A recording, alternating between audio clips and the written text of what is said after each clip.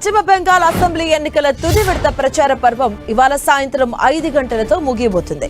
ఈ నెల 29న పశ్చిమ బెంగాల్లో రెండో విడత ఎన్నికలు జరగనున్నాయి. ఈ విడతలో కోల్కతాతో పాటు పరిసర ప్రాంతాల్లోని 142 స్థానాలకు ఎన్నికలు జరగనున్నాయి.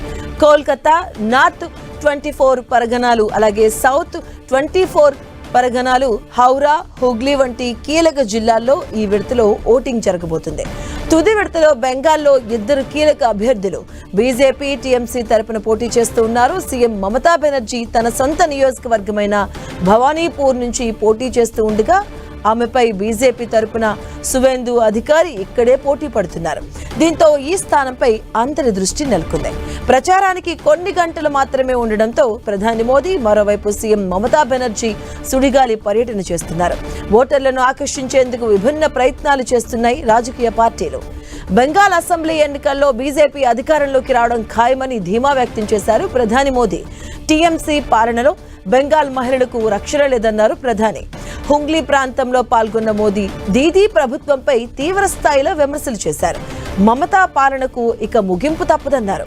మే 4న బెంగాల్లో బీజేపీ ప్రభుత్వం ఏర్పడుతుందని, బీజేపీ అధికారంలోకి రాగానే చొరబాటుదారులను ఏరివేస్తామని హామీ ఇచ్చారు. ఉగ్రవాదంపై ఉక్కుపాదం మోపుతున్నామన్న మోదీ మహిళా సాధికారతే లక్ష్యంగా బీజేపీ పాలన అందిస్తుందన్నారు.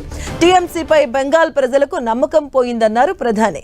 మొదటి దశలో నమోదైన 93% ఓటింగ్ టీఎంసీ అహంకారాన్ని ముక్కలు చేసిందంటూ మండిపడ్డారు. ఇక మరోవైపు సీఎం మమతా బెనర్జీ ఎన్నికల ప్రచారం పీక్స్ కు చేరుకుంది.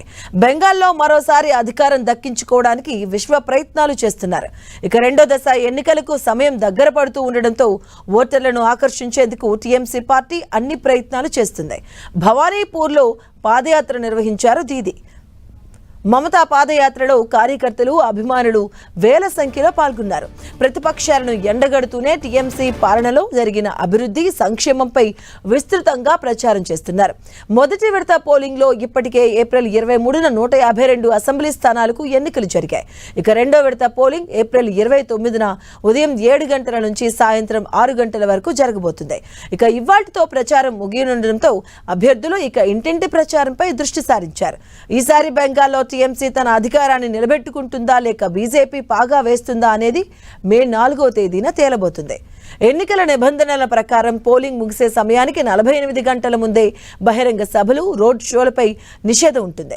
దీనివల్ల రాష్ట్ర వ్యాప్తంగా రాజకీయ మైకుల శబ్దం ఆగిపోనుంది.